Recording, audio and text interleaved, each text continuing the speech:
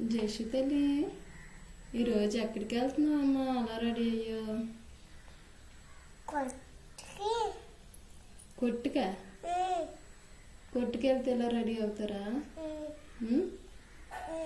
ఎవరు చెప్పారు నీకు ఇలా రెడీ అవ్వమని? నువ్వే చెప్పావా? ఆ డ్రెస్ ఎవరు తీశారు నీకు? నేను కాదు. ఎవరు తీశారు? నేను కాదు, డాడీ తీశాడు.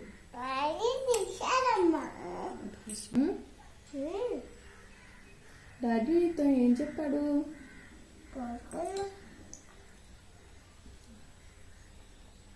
ఈరోజు ఎక్కడికైనా ఏదైనా మాట్లాడు.